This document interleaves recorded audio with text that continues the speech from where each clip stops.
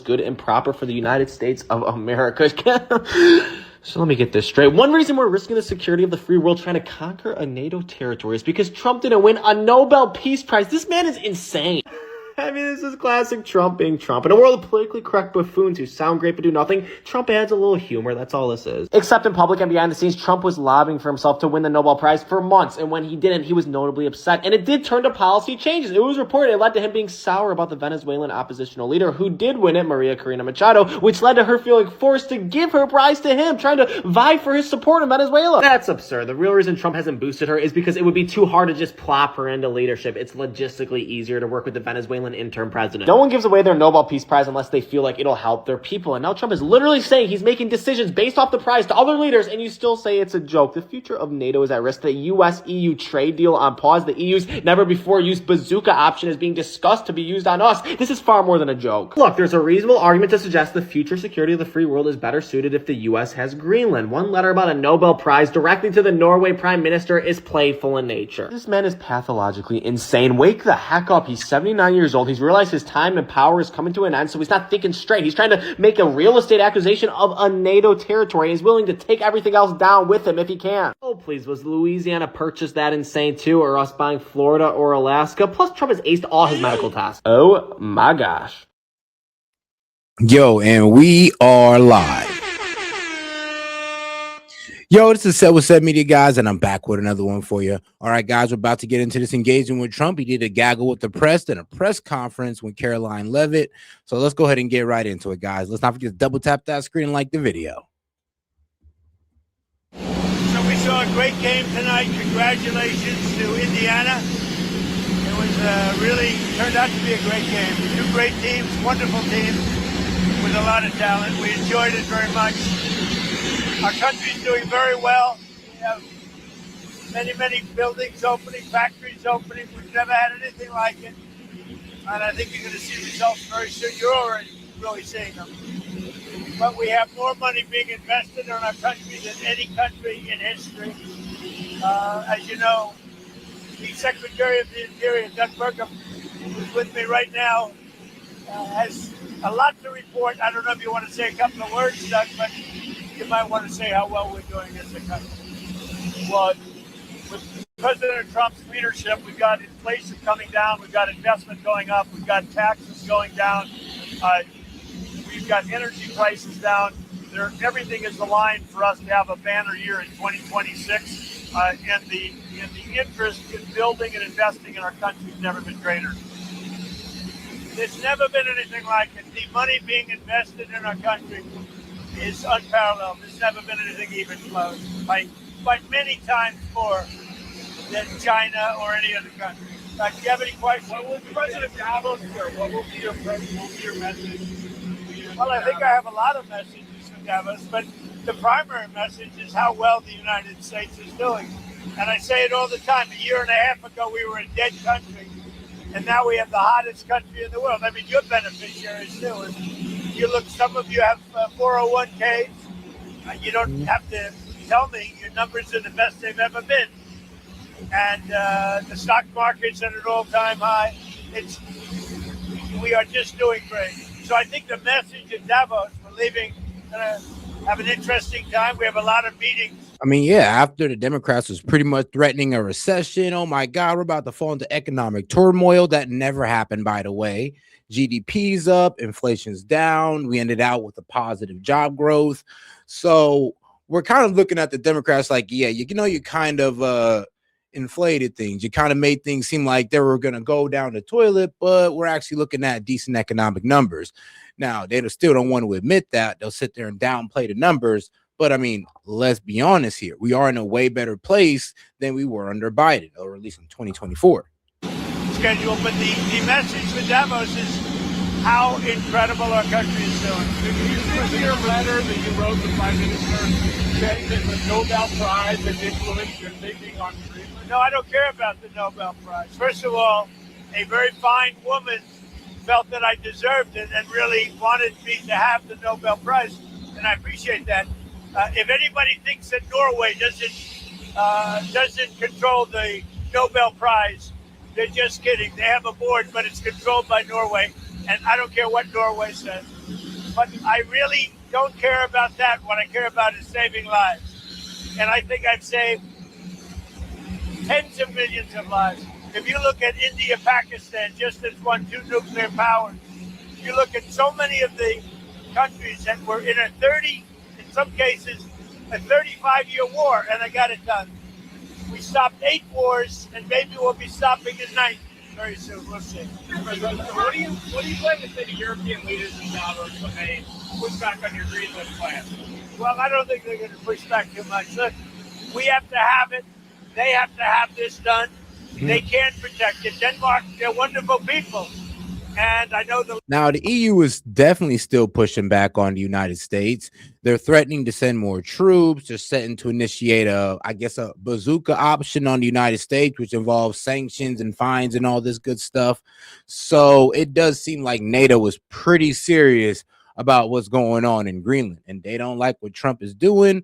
Or, I mean, I guess they just don't care about American interests, which makes sense. You know, what's good for them is good for them. What's good for us, well, isn't good for them.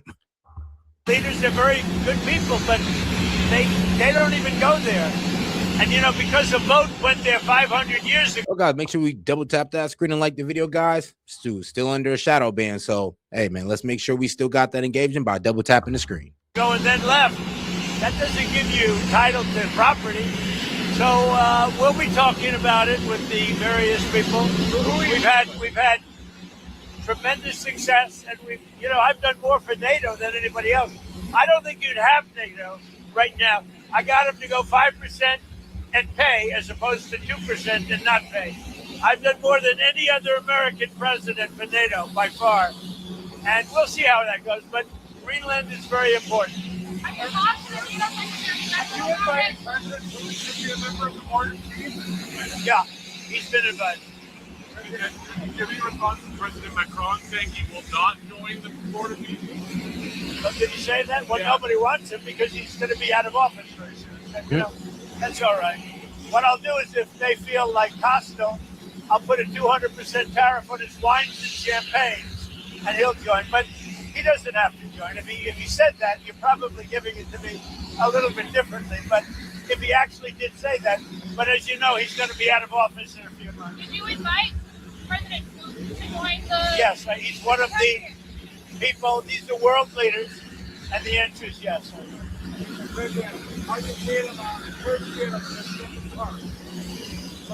Amazing. Tomorrow is the first year. Think of it, 1 year. I don't think there's been a term like it. I don't think any president has had a better first year than we've had in terms of success. Again, we've taken our country from a failure with open borders, no business, everything going badly, horrific inflation, the highest inflation in history, prices that are through the roof. And we brought prices down. We have very little inflation. We have a great economy. And the prices are coming down still further. But I inherited a mess, and now we have the hottest country anywhere in the world. Mr. President, do you think that you had any influence on the Giants having to deal with Coach Harbaugh? How do you think he'll do in New York? I don't know, but they got a great coach. I like the coach. I like his brother. They came up to see me with about 3 months ago. They came up to see me in the White House. Did you know that? Yes, I did. With the mother and father, because the mother likes me and the father likes me, and I think they like me. And he's a great coach, and he's going to do well with the Giants, just like his brother does so well. They got something very special in their blood, and I'm happy for the Giants. They got a great coach. It's nice that you ask. I put out a strong word. Hire Coach Harbaugh. President, can you tell us on the Fed, will you make a decision before now? Yeah, I know who I want. You know, March? In the Fed. When will you make a decision? I'll announce it sometime, but I know who I want. You said securing the Arctic from Russian threats is important to you. Why are you upset about NATO allies thinking that, more seriously Greenland by holding military exercises? Well, that wasn't a military. They sent a few people. And they say they sent them not for me, but to guard against Russia. But, NATO's been warning Denmark for about 20 years now, longer than that, 25 years. They've been warning Denmark about the Russian threat. And it's not only Russia, it's also China. So we'll see what happens. But let's put it this way. It's going to be a very interesting Davos. Goodbye, everybody. Have a good flight. Thank you. Take care. But all right, guys, let's go ahead and get over to this press conference that Trump had as well. Right here, shout out.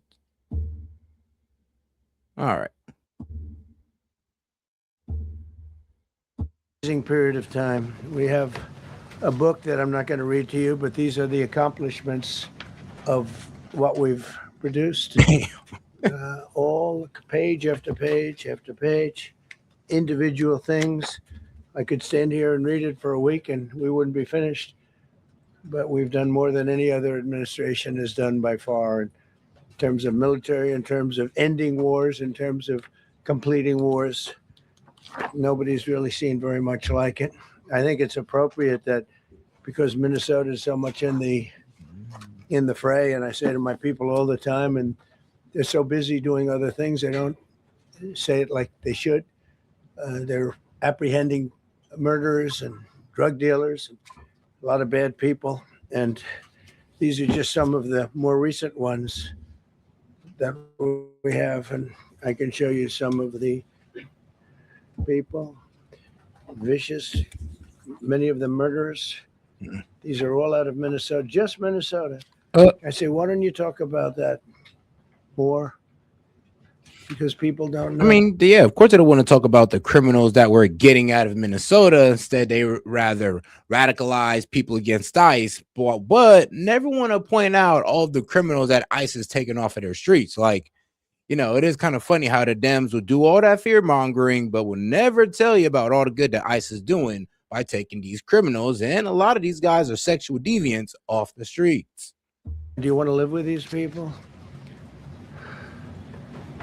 International murder. These are people that are living, they're apprehended and either put in jails in their country from where they came, and the countries respect us, and so they actually put them there. In the old days, they didn't respect our country.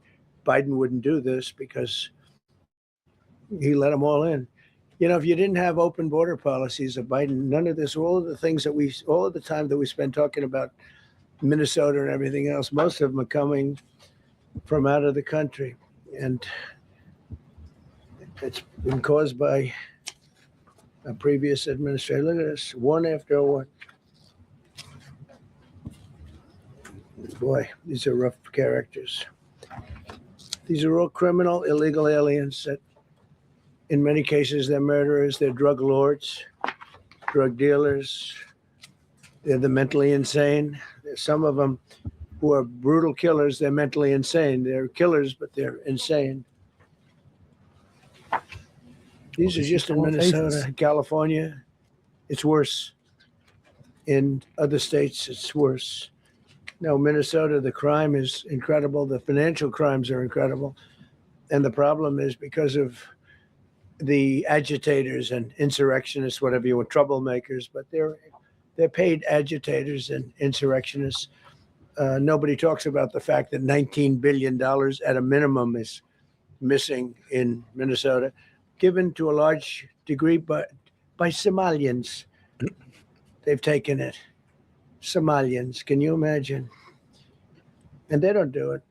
A lot of very low IQ people, they don't do it. Other people work it out, and they get them money, and they go out and buy Mercedes Benzes, and they come from here. They have no money. I mean, yeah, it does seem like, well, there's some crazy things going on in Minnesota, especially with all of these fraudulent businesses that are popping up. I mean, not just Nick Shirley are pulling up there, but other independent media guys are pulling up there. And yeah, they're finding these rented out rooms or office spaces that's supposed to have like 60 kids in there, which is impossible to fit in a very small rented office space. But they're receiving about $1 million or so a year from the government. So it is pretty strange that this has been happening. It's proliferated under Tim Walz. This is why he's not running for re-election. And then while that's also going on, he's letting these ICE protests get out of hand. So we got a man who's letting crime get out of hand, immigration get out of hand, and of course, fraud. I mean, I can only imagine how bad California is, because we all know that California is way worse. We all know that. Never had money. They never had a life. They never had a government. They never had a country, because there's basically no country. Somalia is not even a country. They don't have anything that resembles a country. And if it is a country, it's considered just about the worst in the world. They come here and they become rich and they don't have a job. I was told that Ilhan Omar is worth $30 million. She never had a job. She's a crooked congressman. Well, no, well, from her marriage, I think she married a political consultant. Her husband has a political consultant company, and that's really where she gets her net worth from, is her husband. So here is another one. And I have, oh, by the way, we just took out, that's what, these are all what ICE is doing. And it's a dangerous job. These are rough people. Weapons. This one here is very bad.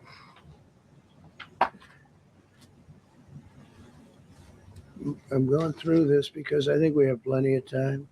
I'm going to beautiful place in Switzerland where we'll be. I'm sure I'm very happily awaited for. In Switzerland, they don't know about this. They don't have this problem. They have other problems, but they don't have this problem. Look, killed somebody.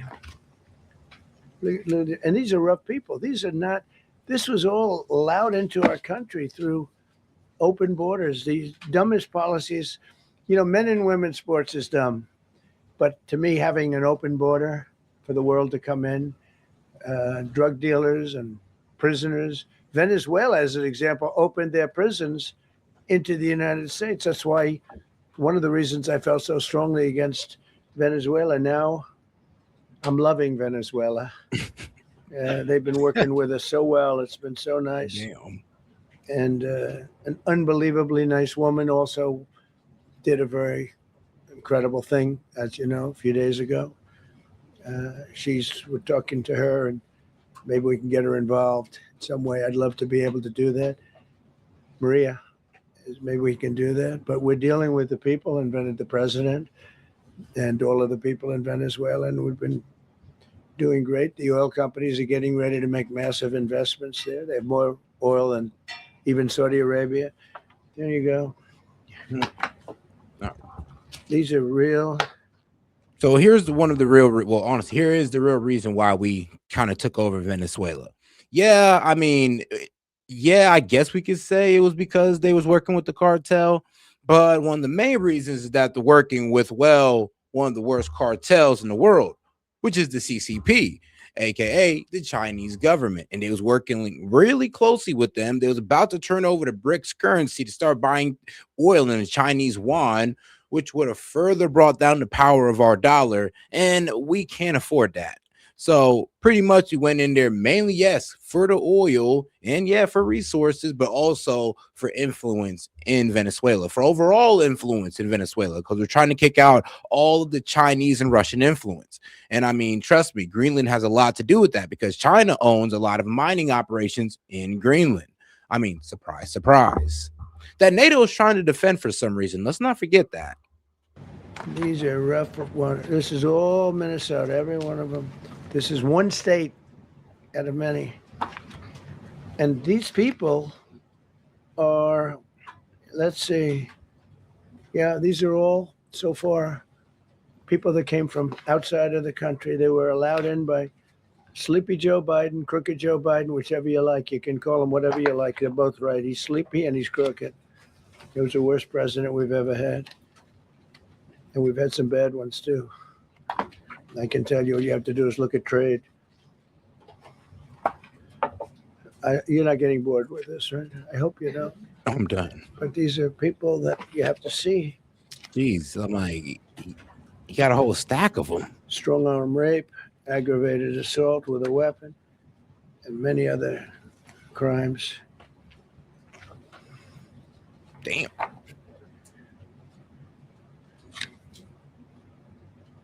Gang member, known as one of the toughest people around. So his most wanted.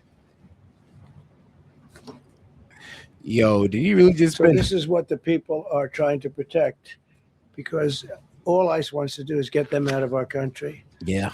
bring them to prisons and jails and mental institutions from where they came. That's all they I want. mean, let's just be honest. ICE, they're honestly doing their job and they're doing what it takes to keep America safe. And that is getting all these criminals off the street, plus the illegals.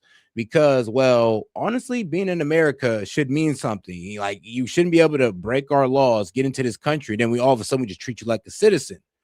I mean, then what the hell are we saying to the people who actually do it the legal way? It's not really fair, but I mean, sometimes I guess the Democrats don't care about fairness when it comes to their feelings about, well, their illegal neighbor. To do. But I know you did. I know you didn't. So, but here's the book. These are all things we have. I'm going to read a few of the samples, but look at this. These are all, each line is something that we did.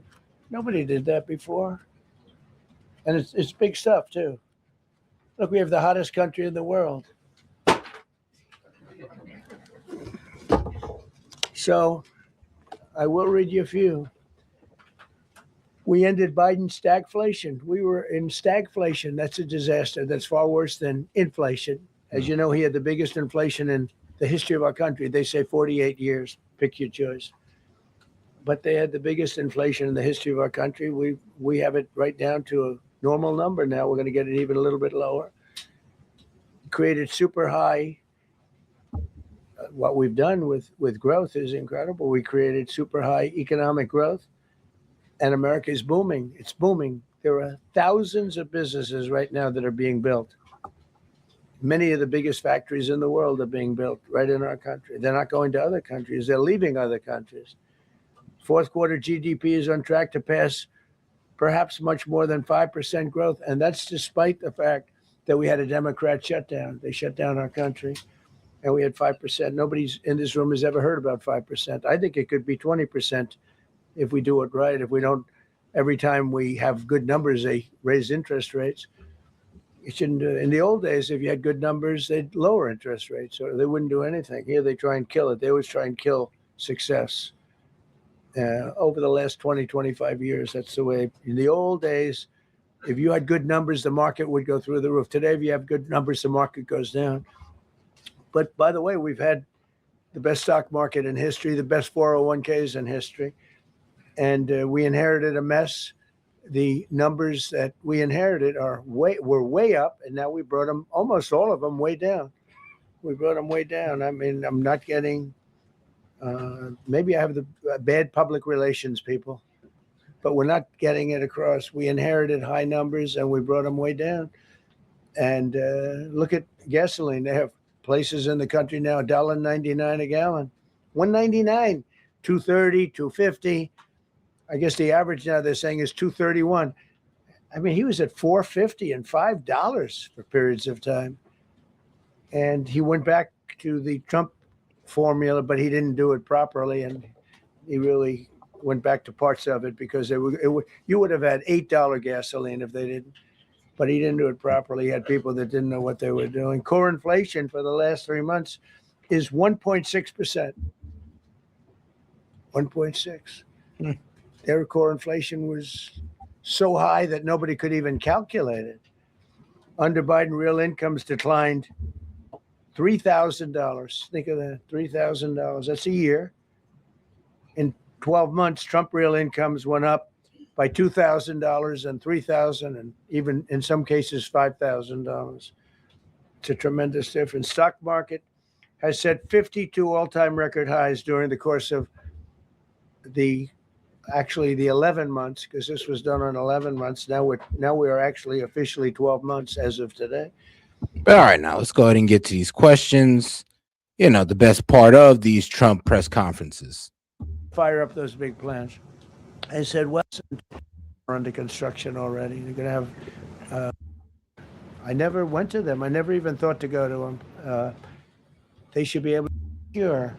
As an example, Iceland, without tariffs, they wouldn't even be talking to us about it. So we'll see what happens. I think it's going to work out quite well. Yeah, right behind. Thank you, Mr. President. How would you characterize your Lula from Brazil. There we go. Since I took office, drug dealers are way down in the United States, and that's a small version of what's sitting right there. That's just a small version. We took a country that was dead, and it's the hottest country in the world right now, and that's after 1 year. So let's go.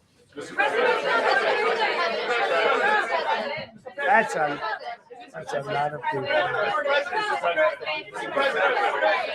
Please.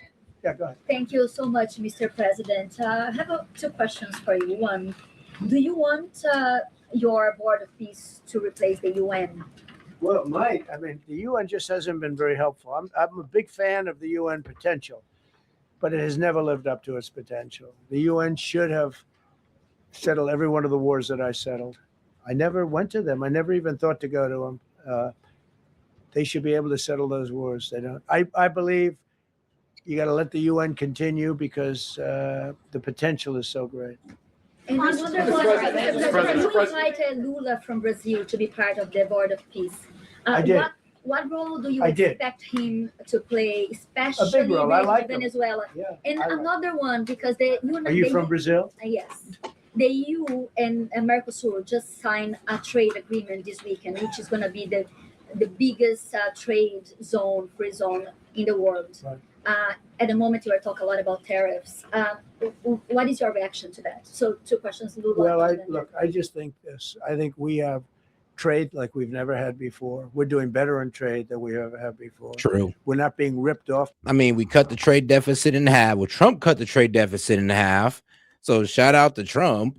And I'm gonna be honest with you, he was able to get some great trade deals with these European countries. I mean, the EU deal was probably the most surprising one. The fact that they took a 15% tariff and they've promised to go ahead and invest like $650 billion into the US. Now, that may be on the line due to our actions and due to our actions in Greenland, but it was still a pretty impressive feat. But let's not also forget about the deal he did with South Korea, Japan, Thailand. I mean, so we can't sit here and say that the tariffs didn't help out. Oh, and he also got not Venezuela, but Vietnam to stop switching their labels out for China so they can avoid tariffs. I mean, he did. Hey, he got some of these countries started following trade law and got a better deal with them.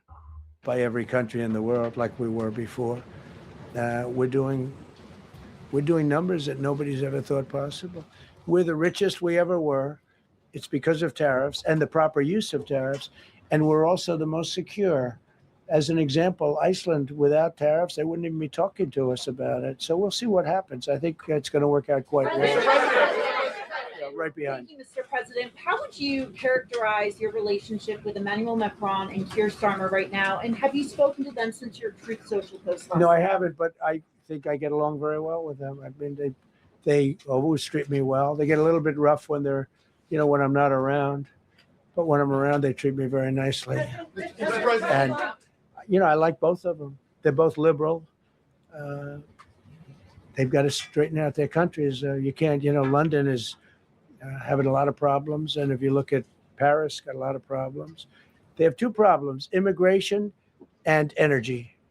They got to stop with the windmills and they got to go back like UK has an unbelievable asset called the North Sea. Norway uses it, makes a fortune. They have a better section of it, and they don't do it.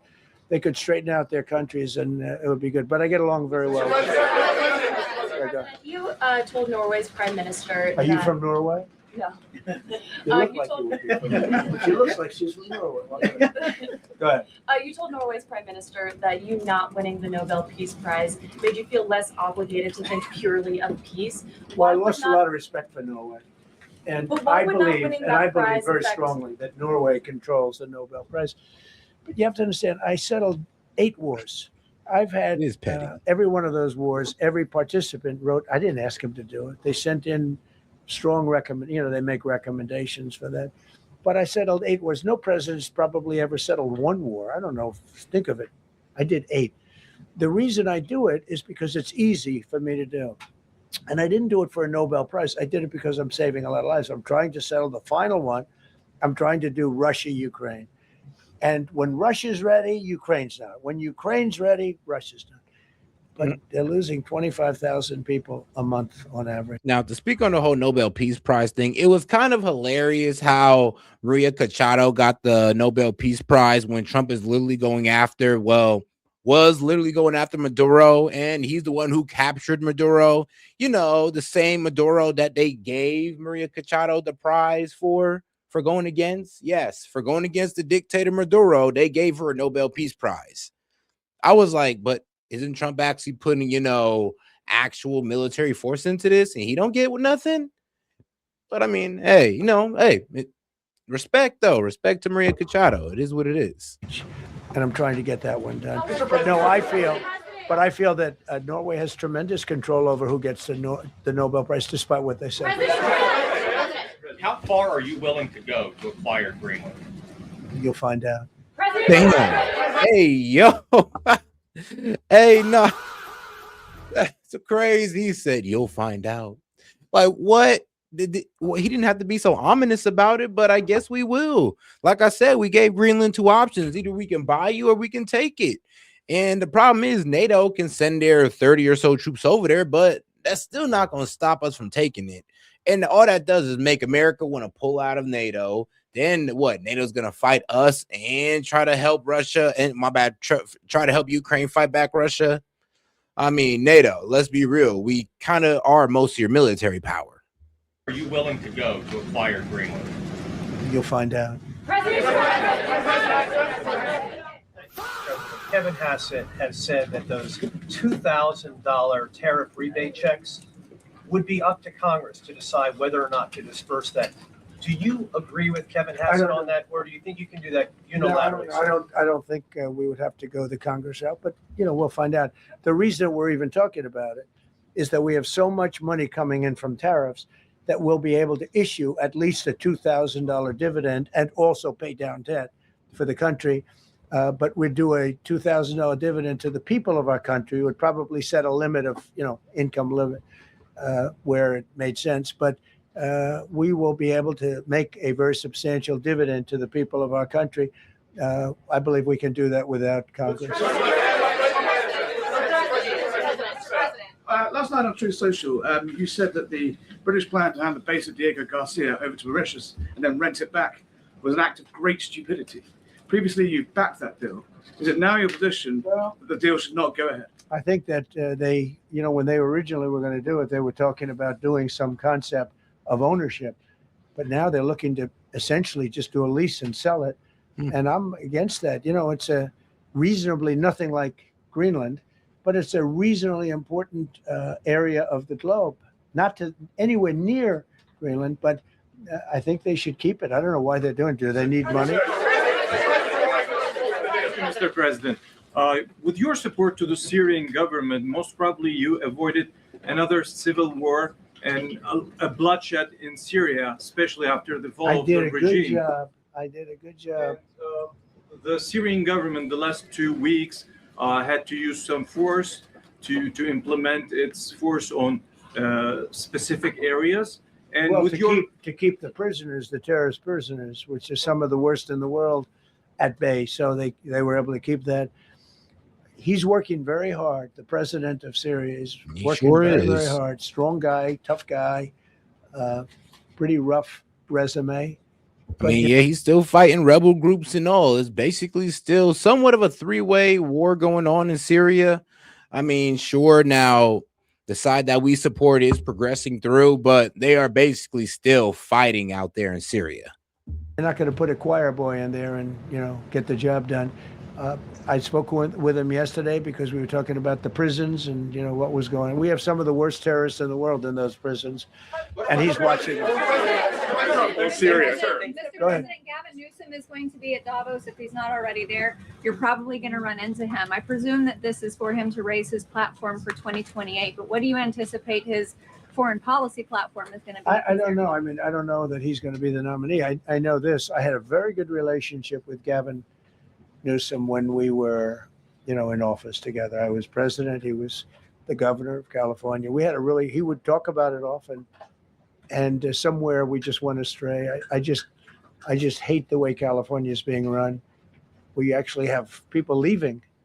It's never happened before, but I hate the way it's being run.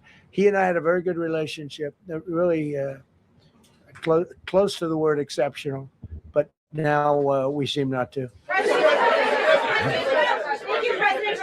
Trump, you spoke earlier. Mr. President, you've been hearing from allies. Thank you. Thank you so much, President Trump. Kara Castanova from Lindell TV. And you spoke earlier about the 2020 election. Now that Maduro is in U.S. custody and he was criminally charged, has any more information emerged that you could share with us regarding Venezuelan election software and Venezuelan ties to tampering with the 2020 election? And would you consider speaking to Maduro personally in prison in New York to get some answers on Venezuela's involvement with the 2020 election? No, I don't think I would be doing that. I think my lawyers would be very unhappy if I did. Yeah, they've learned some things. Please. What happens to the tariff threat to Greenland if the Supreme Court comes out and rules against you on the tariffs? And well, I'll have to use. Well, he'll have to use more strict measures, because here's the problem. I mean, here was the craziest thing, because they actually might. Well, honestly, I think the Supreme Court is going to rule in the favor of Trump, because one of their arguments was, well, you're telling me that the Trump can propose he can propose 100% embargo, but he can't propose a 1% tariff. And that was literally one of their arguments. And I'm just like, okay, well, thank you for letting him know what he can do. So yeah, it's either a tariff or an embargo. And now that the Supreme Court know where Trump stands with Greenland, they're like, yeah, we might as well let him keep the tariffs, because if we take that away, he can always do an embargo.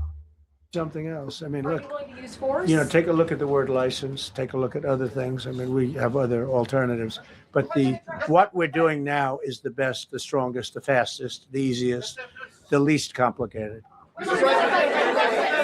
Sir, if you move ahead with the Greenland-related tariffs on Europe, you secured almost $1 trillion of commitments from them to invest in the United States. Does that go kaput out the window if that happens? I doubt it. Look, they need that agreement very badly with us. They really do. They fought very hard to get it. So I doubt that, but we'll see what happens. We have a lot of meetings scheduled on Greenland. I'm leaving tonight, as you know, Davos, and we have a lot of meetings scheduled on Greenland. And I think things are going to work out pretty well, actually. Thank you, Mr. President. Will you still go to Paris for the G7 emergency meeting as offered by President Macron? No, I wouldn't do that.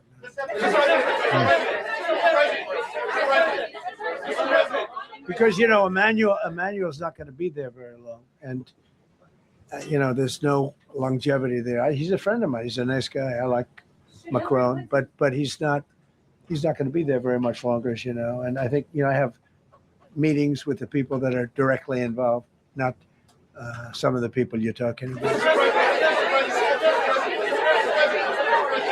Thank you so much. Thank you so much, Mr. President. Happy New Year. I've never seen this room like this. Is this a celebration of the first year? Yes. Have you ever seen it? I've never seen this many.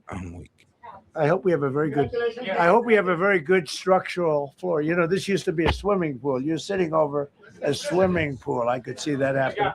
But we need a good structure here, don't we? Huh? Yeah. Thank you so much, Mr. President. Happy 1 year anniversary. Thank you. And my question is on Syria. The Kurds, as the most loyal U.S. partners, facing attacks by some Syrian elements within the Syrian government.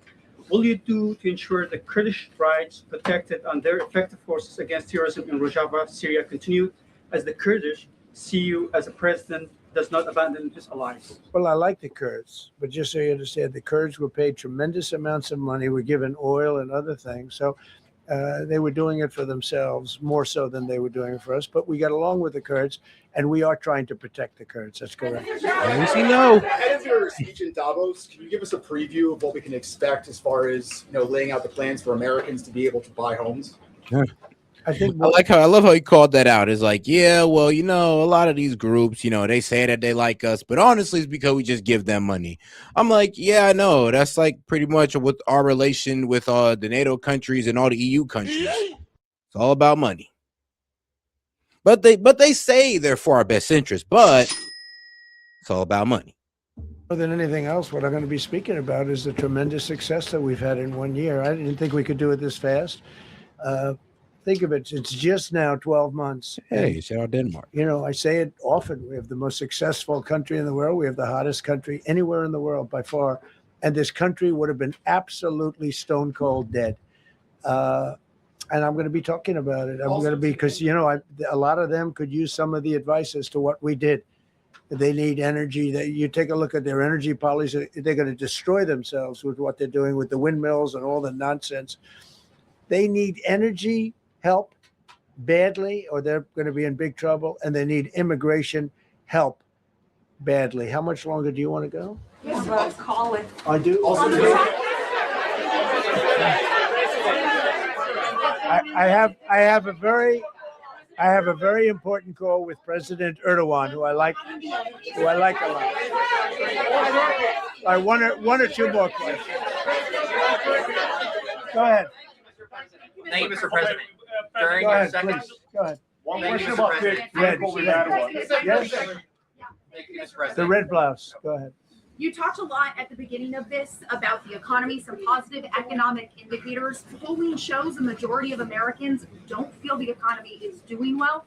Are you worried you're making the same mistake as President Biden? No, I hope I don't make the same mistake as him. Look, I inherited a terrible, it's a great question, because we inherited a terrible, terrible mess between the border, between all the problems. The whole country was falling apart. And in 12 months, less than 12 months, in 12 months, we have the strongest border we've ever had. We have prices that are much, much lower than they were for the last. We inherited very high prices. We inherited, remember this, inflation was at a historic high.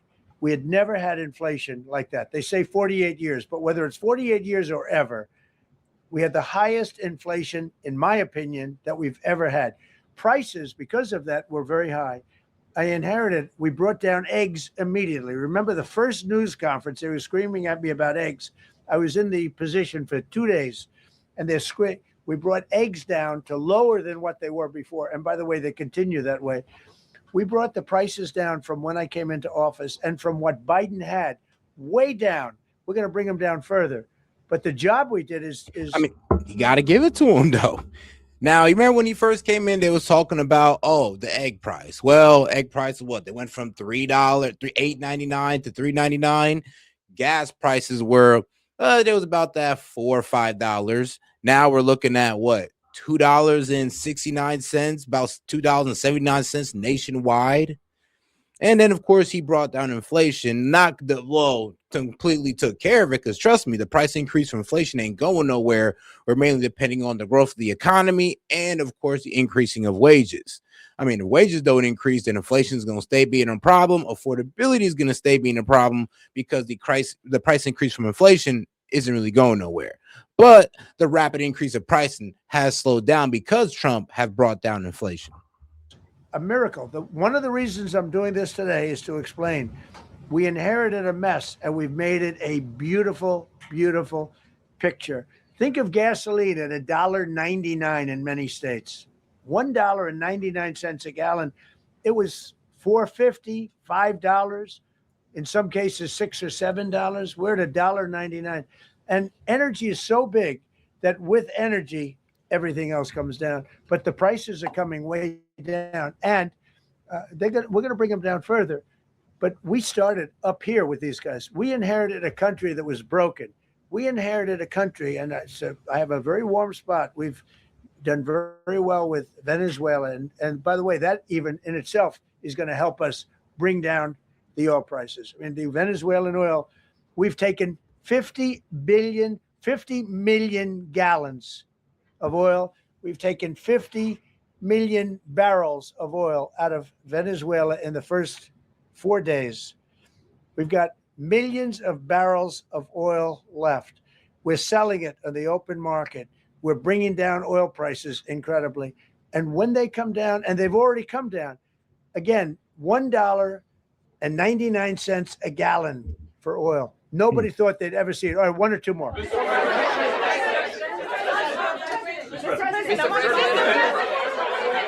ahead. Go.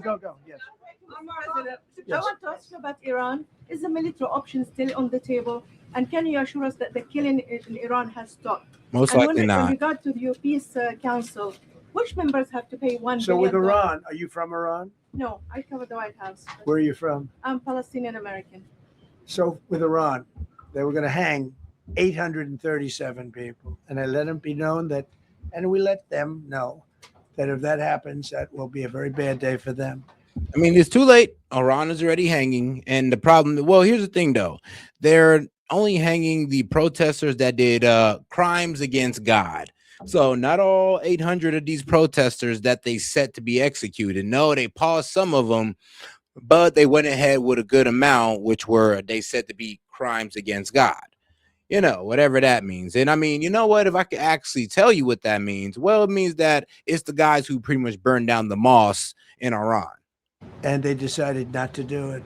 They didn't hang the people. I can't tell you what's going to happen in the future, but supposedly they've taken that off the table.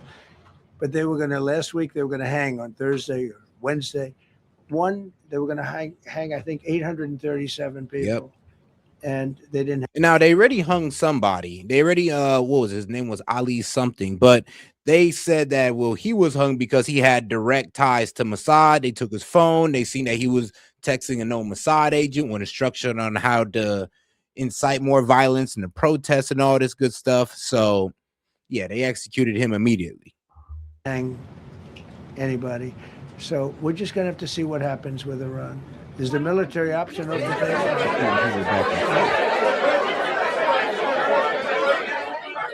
Go ahead. Thank you, Mr. President Trump. Thank you, President Go Trump. ahead, please. Thank you, Mr. President. Go ahead. I'll take your question. Thank you. Thank you, Thank you, Go Mr. ahead, President. right here. Thank you, Mr. President. You promised during your second inaugural to always put America first. I'm curious, how would you winning the Nobel Peace Prize improve the lives of average, everyday Americans? Why is this prize so important? It wouldn't improve the question. lives of any. What improved the lives of people are people that are living. I saved probably tens of millions of lives in the wars. You know, if you add up the numbers, just if you look at any one of those wars, you're talking about millions of people. You multiply it times 8. But when you look at India and Pakistan, that could have been 10, 15, 20 million people. Could have been more than that. So I saved millions of people. So that to me is the big thing. What? You suggested a moment ago that perhaps the reason why a positive story about the economy isn't getting through is because of, bad communications people. But are average Americans wrong to still feel high prices? And how much longer does the White House hope that they? So I think a lot of people. I would also hit him with this as well, because Trump needs to take the opportunity to start punching back on the left about this affordability problem or affordability crisis, because it's kind of crazy that this is coming from the people who run the most unaffordable states and unaffordable cities in America. And I would also point out that things are, let's see, like from where I'm at in Ohio, it's about 30% more to buy groceries. Well, in New York. So I pay less in groceries, 30% less in groceries than somebody who lives in New York. It's the same in California, Colorado, Minnesota. All of these blue states are more expensive than red states. And I would have to point that out. And I would also tell Trump, yo, this is how you can win the midterm, by telling them to hold their own accountable and be like, yeah, prices are going down in red states. Red states are actually seeing more jobs come in and wages go up. But over here in blue states, we're kind of just seeing more taxes put on us. And that needs to be called out. And I'm not sure why Trump or nobody in his camp has put that in his ear, because it's really easy to point out. They have the numbers. It's all out there for you to see. Are listening to the fake news a little bit. And I'm not blaming anybody. I think I blame ourselves. I think we've done a much better job than we're able to promote. We're not promoting. We're doing a great job, and we're sort of letting the promotion take care of itself. One of the reasons I'm doing this news conference, I think it's important. We have taken a mess and made it really good. It's going to get even better. But if you look at prices from a year or a year and a half ago, you look at the Biden prices, they were way up through the sky. And, they use the word affordability. They just say affordability and then they don't talk about it. They created the affordability problem, and we are solving it. We have solved a lot of it. Again, everybody agrees in this room, I think, gasoline prices have come per gallon way down. When that happens, everything else comes down, but they've come down way down. Many of the groceries have come way down. It's all happening, and it's happening strong. But if you go back a year and a half, 2 years, take a look at those prices and look at the prices now.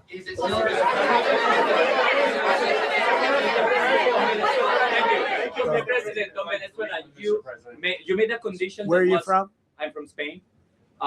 Nice place. Thank you. You made a condition that the political prisoners should be freed. It seems that they are not being as fast as they promised in the beginning. Would that be an issue for the current government? They've agreed that they're going to let, I guess, most of them out. Or depends on what they did, but they have released a lot of. Released a lot of political prisoners in Venezuela. Yeah. I mean, yeah, they released Maria Cachado's allies, political allies, and well, here's the problem though: most of her political allies left Venezuela, and the ones who didn't leave got arrested. Now, the ones who got arrested have been released, but that doesn't mean that Maria Cachado is going to be, Venezuela's leader. Actually, it does seem like the Trump administration is deciding to, work with Delcy Rodriguez and the gang, or I guess the Maduro regime, pretty much, and they're going to play a little bit nicer with Trump than Maduro was, or they're going to give everything Trump wants, like access to their oil reserves and more. On last year, you had indicated that you wanted to take back the Panama Canal. I know we've heard a lot about Greenland. Is that still on the table? I don't want to tell you that. Sort of. I must. Sort of. That's sort of. Okay, one more. Yes, blonde, blue. Yes, go ahead, ma'am. Go ahead with the blue, holding the computer. If a consequence of your determination to take control of Greenland is the ultimate breakup of the NATO alliance, is that a price you're willing to pay? You mean the breakup of it's very interesting. So I think something's going to happen that's going to be very good for everybody. Nobody's done more for NATO than I have, as I said before. And let's be honest, I do believe that NATO is honestly just posturing. I don't really think they're willing to go to war with the United States or any type of battle with us, because that's a battle they're not going to win. While also, think about it. These guys are supposed to be supplying weapons to Ukraine. So, I mean, they'd have to divert some of that, leave Ukraine out to dry, and let them get decimated by Russia, and while they're fighting us and not really gaining any ground on that. I mean, it's not a good decision that NATO is doing. It's best they kind of just let America get this one off instead of stoking global tensions over and trying to wave the finger at us. They should honestly just say nothing and continue getting our support in Ukraine. But hey, I'm seeing they're trying to F that up as well. So I think something's going to happen that's going to be very good for everybody.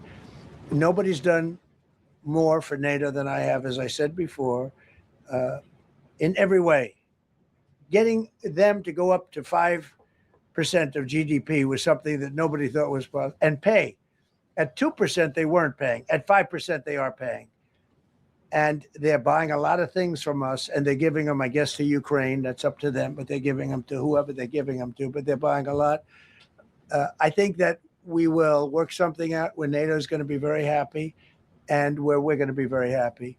But we need it for security purposes. We need it for national security and even world security. It's very important. How about it? Thank you very much. First of all, last year you told me that you believe that the reason you won the election is because God put you in this place so that you could save the world. Looking back 1 year, do you feel like God is proud of the effort that you've put in? I do, actually. I think God is very proud of the job I've done. And that includes for religion. We're protecting a lot of people that are being killed, Christians, Jewish people, and lots of people are being protected by. I would never answer that question like that. I would just say, you know what? I wouldn't really bring religion into politics, especially being the president, because apparently in order to bring peace to your people, you got to get violent with some people. It is what it is. It ain't the most saintly thing to do. It ain't the most godly thing to do, but it's what must be done. Me that wouldn't be protected by another type of president. No, I think a lot of people are very proud of the job we've done. We've had an amazing year. This has been one of the greatest years. Even some people that wouldn't necessarily love me instinctively, they're saying this was an incredible year. We've had an incredible year economically. Look at our border. Our border was a disaster. People poured. It was an invasion into our country. of a lot of very bad people, good people too, but a lot of very bad people from prisons and drug dealers and gangs and horrible people, murderers, thousands and thousands of murderers allowed into our country. And we now have the strongest border of any country. There's probably not a country, I guess North Korea has a pretty strong border, by the way, but there's not a country in the world that has a border like we do. And we took it from the worst border. We had the worst border in the world. Now we have one of the strongest borders in the world. One more question. You said you're confident something's going to get worked out in Greenland, but Greenlanders have made it clear they don't want to be part of the U.S. Well, What I gives haven't. the I U.S. the haven't. right to take I away haven't that spoken. self-determination? When I speak to them, I'm sure they'll be thrilled. They said they don't want to be a part of the U.S. What gives them the right to not? I mean, here's the problem, sweetheart. Like what Trump is establishing is like basically a 3-empire world order that it looks like we don't really got a choice in. And I'm gonna go ahead and make a joke about it at the end of the live, but I'm just gonna tell you this right now. The way this is all going is that look, if it's in our hemisphere, it's ours. We control their self-interest. Actually, no. F their self-interest. It's all about if they're working within our self-interest and the people live in peace under our self-interest, just like the American people do. So the problem is that we're making sure that we're the only interest in our side of the hemisphere. I'm sorry, but the 30,000 to 40,000 people in Greenland, yeah, they just don't mean that much to the American, Americans' position in the world, our dollar, our self-interest when it comes to, the molybdenum, which is this rare earth mineral that gives us this high temperature steel or metal that we put for our jets. Yeah, I'm sorry, but all 30,000 or 40,000 of y'all, it just don't mean that much. I'm sorry. I know we got somebody from Denmark in the chat, and I'm like, I honestly wonder how you guys feel about this, the fact that we might just be taking Greenland from you guys. And would you be willing to fight about it? Now, I hope not. I hope you just let us have that, but we'll see. We'll see. Because it seems that Trump is determined and he's willing to use possibly military force, but it looks like he's willing to take the peace away of purchasing it, which would, suck for us, because I ain't gonna lie, $700 billion is a lot. Mr. President, are you committed to keeping the U.S. in NATO? I've had such a good relationship. I've made it so much better, so much stronger. It's so good now. NATO is so much stronger now. I don't agree with a lot of the things they've done, but that was done before I got there. I think NATO's been good. Sometimes it's overrated, sometimes it's not. But we have a strong NATO. When I came here, we had a weak NATO. We had a NATO at 2%, and they weren't paying. You had a nothing NATO. NATO's, whether you like it or not, it's only as good as we are. If NATO doesn't have us, NATO is not very strong. True. That's what I'm saying. Like, the only real power that NATO had was the fact that America's in it. That's the only real power. Like, if we pulled out, scary enough, I wouldn't be surprised if Putin literally did start making moves on Europe at that point. I wouldn't be surprised. And NATO would sit there with the salty face thinking like, maybe we didn't, push away from the one guy that kept, these superpowers away from us. Because then it's going to be a free-for-all for Europe. It's going to be a free-for-all for, China and Russia on Europe. They're going to pick their favorite European countries and split all of Europe up. And you're going to align with their self-interest. And you're not going to like their self-interest. Putin a dictator, Xi's a dictator. You're not going to like that. So you're sure you want to go against America? You're sure? Because your next option is Xi. And then Putin. Y'all don't like Putin, so you're going to go with Xi, the communist dictator? All right, then. Y'all chose. Yes, no, behind you, please. Thank you, President Trump. Yes, go ahead. Really appreciate it, sir. We heard a long list of accomplishments from the last year. Could you cherry pick the top 3? And then looking forward, what are your 3 most important priorities in 2026? So I think the building of a really powerful military has been a great achievement, and that would include the Venezuela thing. That would include the attack on Iran and the wiping out of the nuclear threat. I think that's been really amazing what we've done militarily. I think what we've done in business has been incredible. We have $18 trillion coming in. Plants are being built all over. Thousands of plants are being built all over the country. 18 trillion is a record. No country has ever come anywhere even close to that. I think that's a record. And I think that most favored nations for drugs is something that nobody thought they'd be able to get. Tariffs helped me there because the nations would have never gone along with it if I wasn't able to say, if you don't go along with it, we're going to put a 10 or 15 or 20% tariff on your nation. And they went along. And our drug prices are going to come down at numbers never even seen before, never even thought possible before. So those would be three things. Thank you. Thank you all very much. Thank you very much. And that's all. Go Indiana. Nope, not at all. But all right, I guess that's enough Trump. Well, I guess that's enough for Trump at that point. All right, guys, I'm gonna go ahead and end it on this note, man. I appreciate y'all for tuning in. I'll probably go live later on, do a media analysis, and then I'll probably be off for the night. Appreciate you guys for tuning in. This is Set with Set Media. Peace. Trump just sent this letter to the Prime Minister of Norway. He's talking about Greenland, of course. He says, considering your country decided not to give me the Nobel Peace Prize for having stopped 8 wars plus, I no longer feel an obligation to think purely of peace, although it'll always be predominant, but can now think about what is good and proper for the United States of America. So let me get this straight. One reason we're risking the security of the free world trying to conquer a NATO territory is because Trump didn't win a Nobel Peace Prize. This man is insane. I mean, this is classic Trump being Trump. In a world of politically correct buffoons who sound great but do nothing, Trump adds a little humor. That's all this is. Except in public and behind the scenes, Trump was lobbying for himself to win the Nobel Prize for months. And when he didn't, he was notably upset. And it did turn to policy changes. It was reported it led to him being sour about the Venezuelan oppositional leader who did win it, Maria Corina Machado, which led to her feeling forced to give her prize to him, trying to vie for his support in Venezuela. That's absurd. The real reason Trump hasn't boosted her is because it would be too hard to just plop her into leadership. It's logistically easier to work with the Venezuelan interim president. No one gives away their Nobel Peace Prize unless they feel like it'll help their people. And now Trump is literally saying he's making decisions based off the prize to other leaders, and you still say it's a joke. The future of NATO is at risk. The US-EU trade deal on pause. The EU's never-before-used bazooka option is being discussed to be used on us. This is far more than a joke.